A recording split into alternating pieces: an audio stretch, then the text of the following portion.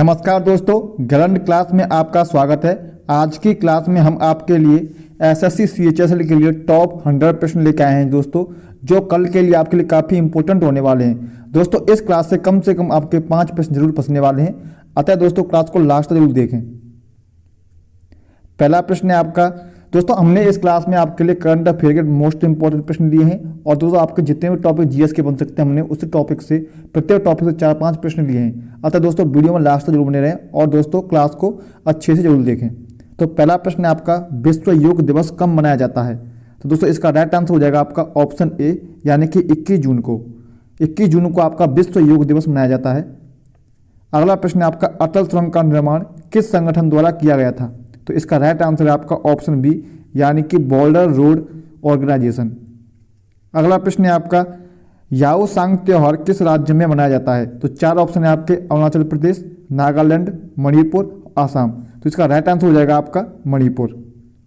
अगला प्रश्न है आपका, पंजाब यानी कि भारत से 5 नदियां पाकिस्तान के मिठानकोट में खाली जगह नदी में प्रवेश करती हैं। तो 4 ऑप्शन है आपके, इंडस, यमुना, गंगा और ब्रह्मपुत्र। तो इसका राइट आंसर हो जाएगा आपका इंडस। यानी कि दोस्तों पंजाब भारत में से, जो पंजाब भारत में है उससे 5 नदियां पाकिस्तान के मिठानकोट में इंडस से प्रवेश करती हैं। अगला प्रश्न है आपका, निम्नलिखित में से कौन सा भारतीय वास्तुकला की 3 व्यापक शैलियों से संबंधित नहीं है? आपके सामने 4 ऑप्शन है। एक है आपका ऑप्शन द्रविड़ साउथर्न स्टाइल, दूसरा आपका नगाड़ा नॉर्थर्न स्टाइल, तीसरा आपका मराठा और चौथा आपका बेसर शैली है। तो दोस्तों इसका राइट आंसर होगा आपका मराठा, यानी कि ईस्टर्न स्टाइल। तो दोस्तों निम्न में से भारतीय वास्तुकला की 3 व्यापक शैलियों में संबंध कौन सी नहीं है आपकी?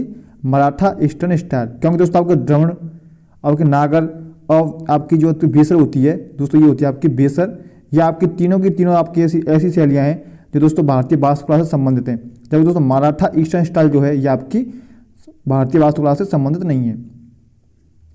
अगला प्रश्न है आपका, पुरुष हॉकी विश्व कप 2023 के स्वंगर का नाम क्या है?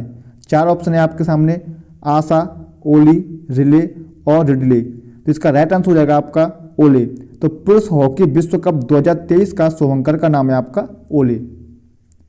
अगला प्रश्न है, दुर्गाबाई व्यायाम को कला के क्षेत्र में उनके योगदान के लिए भारत सरकार द्वारा पद्मश्री 2022 से सम्मानित किया गया है। वह किस राज्य से संबंधित है? तो 4 ऑप्शन है आपके, उत्तर प्रदेश, झारखंड, मध्य प्रदेश, छत्तीसगढ़। तो इसका राइट आंसर हो जाएगा आपका मध्य प्रदेश। यानी दोस्तों जो आपके दुर्गाबाई व्यायाम जो हैं ये आपकी मध्य प्रदेश से संबंध रखती हैं। अगला प्रश्न है, भारतीय नौसेना के लोगों के हस्ताक्षर से कौन सा क्रॉस हटा दिया गया है? तो 4 ऑप्शन है आपके, संत फ्रांसिस क्रॉस, संत पॉप क्रॉस, संत जॉर्ज क्रॉस, संत वेटिकन क्रॉस। तो इसका राइट आंसर हो जाएगा आपका संत जॉर्ज क्रॉस। तो दोस्तों भारतीय नौसेना के लोगों से आपका संत जॉर्ज क्रॉस का लोगो हटा दिया गया है। अगला प्रश्न है, इसे मानसून वन भी कहा जाता है, डैश भारत में सबसे व्यापक है। तो 4 ऑप्शन आपके, tropical evergreen forest, tropical thorn forest and scrubs, mangrove forest और ट्रॉपिकल डेसिडस फॉरेस्ट। तो इसका राइट आंसर हो जाएगा आपका ट्रॉपिकल डेसिडस फॉरेस्ट। अगला प्रश्न है आपका, राजा राम मोहन राय ने ब्रह्म समाज की स्थापना की और धर्म समाज के विरोध में जिसे डैश द्वारा स्थापित किया गया था। तो 4 ऑप्शन है आपके, केशव चंद्र सेन, राधाकांत देव, गोविंद रानाडे और टेकचंद। तो इसका राइट आंसर हो जाएगा आपका राधाकांत देव। तो दोस्तों राधाकांत देव ने राजा राम मोहन राय द्वारा ब्रह्म समाज की स्थापना जो की गई थी तो उसके धर्म समाज के विरोध में राधाकांत देव ने स्थापित किया था। तो दोस्तों ब्रह्म समाज की जगह पर क्या स्थापित किया गया था? आपका धर्म समाज के विरोध में। तो आइए अगला प्रश्न देखते हैं। अगला प्रश्न है आपका, मैटर्स ऑफ विवेकाधिकार भारत के किस पूर्व प्रधानमंत्री की आत्मकथा थी?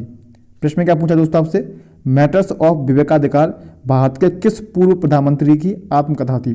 4 ऑप्शन है आपके, पीवी नरसिम्हा राव, इंद्र कुमार गुजराल, मनमोहन सिंह, अटल बिहारी वाजपेयी। तो इसका राइट आंसर हो जाएगा आपका इंद्र कुमार गुजराल। तो दोस्तों इंद्र कुमार गुजराल की जो आपकी आत्मकथा है उसका नाम क्या है आपका? Matters of विवेकाधिकार।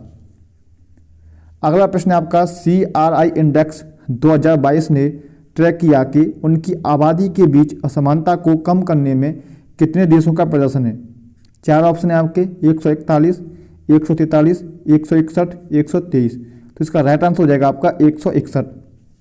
तो दोस्तों CRI इंडेक्स 2022 ने ट्रैक किया है कि उनकी आबादी के बीच असमानता को कम करने में 161 देशों का प्रदर्शन रहा है।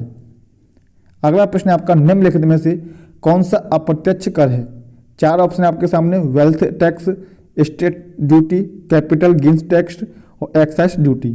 तो इसका राइट आंसर हो जाएगा आपका एक्साइज ड्यूटी। तो दोस्तों एक्साइज ड्यूटी पर जो कर लगता है यह आपका अप्रत्यक्ष कर है, यानी कि इनडायरेक्ट टैक्स है।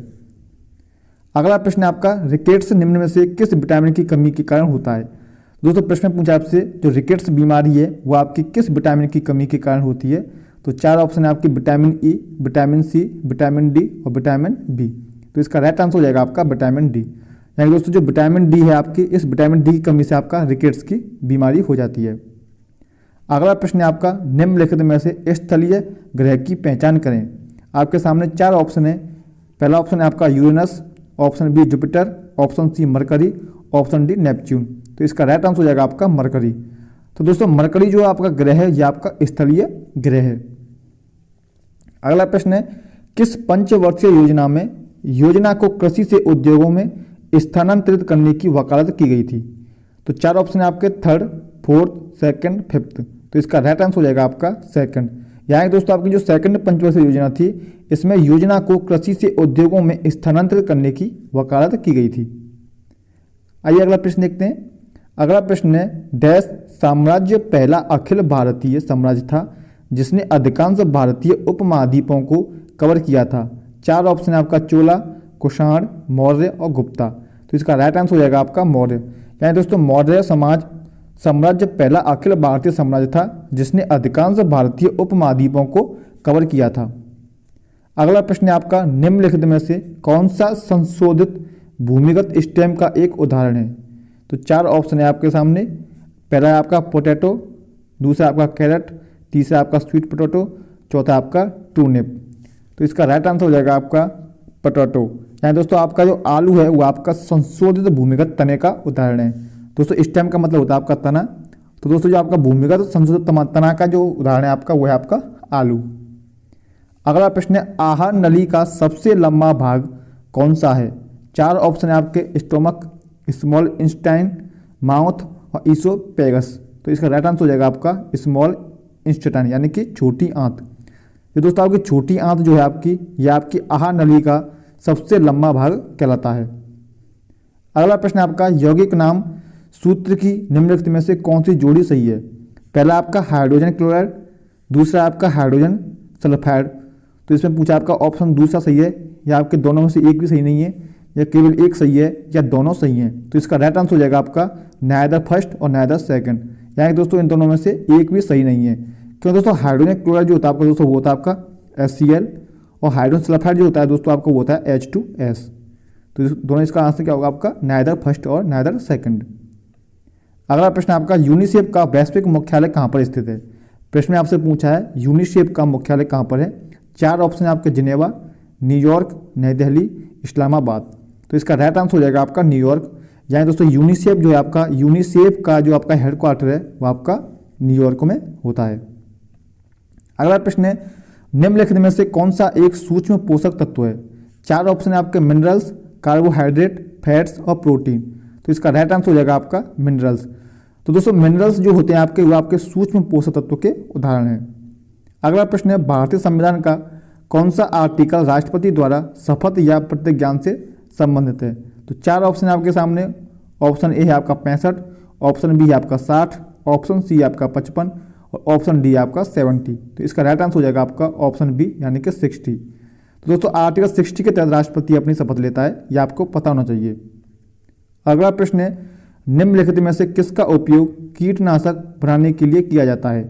4 ऑप्शन आपके, टोलिन, दूसरा ऑप्शन आपका क्लोरोफेनॉल, तीसरा आपका फिनॉल और चौथा है आपका नन ऑफ द दीज। तो इसका राइट आंसर हो जाएगा आपका क्लोरोफिनॉल। तो क्लोरोफिनॉल जो है दोस्तों आपका, इसका उपयोग किया जाता है आपका कीटनाशक बनाने के लिए। अगला प्रश्न है आपका, वस्तु द्वारा तय की गई दूरी समय से डैश होती है? तो दोस्तों पहला ऑप्शन आपका इक्वल प्रोपोर्शनल, दूसरा आपका डायरेक्ट प्रोपोर्शनल, तीसरा आपका इनवर्स प्रोपोर्शनल और चौथा आपका डबल प्रोपोर्शनल। तो इसका राइट आंसर हो जाएगा आपका डायरेक्टली प्रोपोर्शनल। यानी दोस्तों जी क्या कह रहा है आपका, वस्तु द्वारा तय की गई दूरी समय से किस तरह से संबंधित होती है। तो दोस्तों आपको अच्छे से पता होगा कि जो आपका जो दूरी होती है, दूरी का फॉर्मूला क्या होता है आपका, दूरी का फॉर्मूला होता है आपका स्पीड मल्टीप्लाई टाइम। तो प्रश्न में क्या पूछा, वस्तु द्वारा तय की गई दूरी समय से। तो दोस्तों आपको अच्छे से पता होगा कि अगर आपका टाइम ज़्यादा लगेगा तो अगर आपकी डिस्टेंस ज़्यादा होगी तो आपका टाइम ज़्यादा लगेगा। यानी दोस्तों आपकी जो डिस्टेंस है वो डायरेक्ट आपके टाइम के डायरेक्ट प्रोपोर्शनल होती है। यानी दोस्तों आपका अगर आप टाइम कम करेंगे तो डिस्टेंस को तय करने में दूरी ज़्यादा लगेगी। यानी दोस्तों आपका अगर डिस्टेंस ज़्यादा है तो आपका टाइम ज़्यादा लगेगा, अगर आपका टाइम कम है तो आपकी डिस्टेंस कम होगी। ये दोस्तों आपको अच्छे से पता होना चाहिए कि डायरेक्ट आपकी जो डिस्टेंस होगी और टाइम होगा एक दूसरे के डायरेक्ट प्रोपोर्शनल होंगे।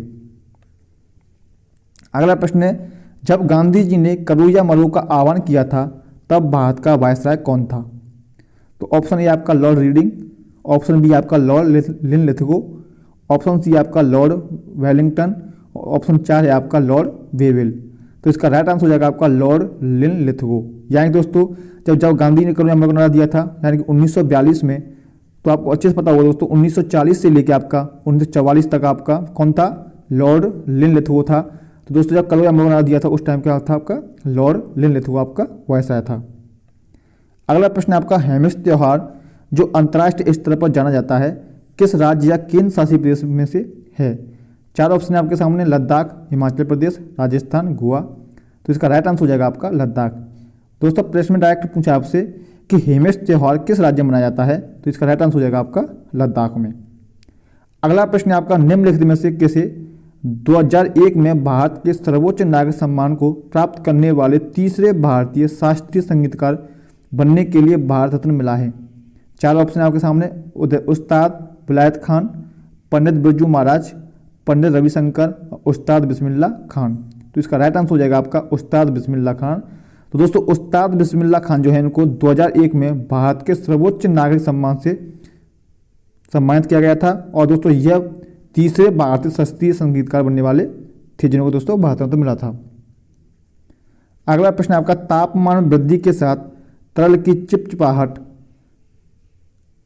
तो दोस्तों इसका राइट आंसर क्या होगा आपका, 4 ऑप्शन है आपके, इंक्रीज, डिक्रीज, रिमेन अनचेंज्ड और मे इंक्रीज और डिक्रीज।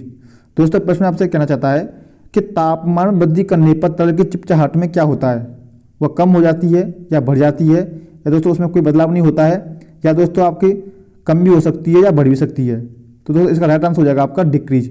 यानी कि दोस्तों अगर आप किसी भी तरल पदार्थ है अगर उसका हम टेम्परेचर बढ़ाएंगे तो टेम्परेचर बढ़ाने पर उसका तरल पदार्थ जो है तो उसके चिपचिपाहट में कमी आ जाएगी। क्या आ जाएगी दोस्तों, उसमें कमी आ जाएगी।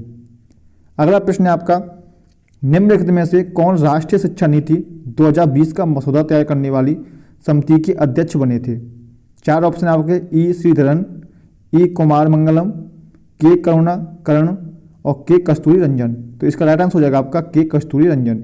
यानी कि दोस्तों आपके राष्ट्रीय शिक्षा नीति 2020 थी, इसके मसौदा तैयार करने वाली समिति के अध्यक्ष आपके के कस्तूरी रंजन थे।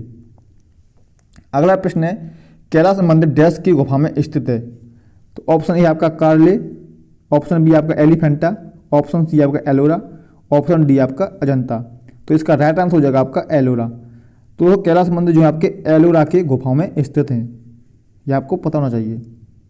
अगला प्रश्न है, अक्टूबर 2022 में जारी अंतर्राष्ट्रीय मुद्रा कोष यानी कि IMF की संशोधित रिपोर्ट के अनुसार 2022 में भारत की अपेक्षित सकल घरेलू उत्पाद यानी कि GDP वृद्धि दर क्या है। तो 4 ऑप्शन है आपके सामने, 5.8%, 11.3%, 9.5% और 6.8%। तो इसका राइट आंसर हो जाएगा आपका 6.8%। अगला प्रश्न आपका, ककरापारा परमाणु ऊर्जा स्टेशन डैश में स्थित है। 4 ऑप्शन है आपके सामने, तमिलनाडु, गुजरात, मध्य प्रदेश, उत्तराखंड। तो इसका राइट आंसर हो जाएगा आपका गुजरात। यानी दोस्तों ककरापारा जो परमाणु ऊर्जा स्टेशन है वो आपके गुजरात में स्थित है। अगला प्रश्न है आपका, उत्पादन लागत पर निर्भर राष्ट्रीय उत्पाद यानी कि ANNP क्या है।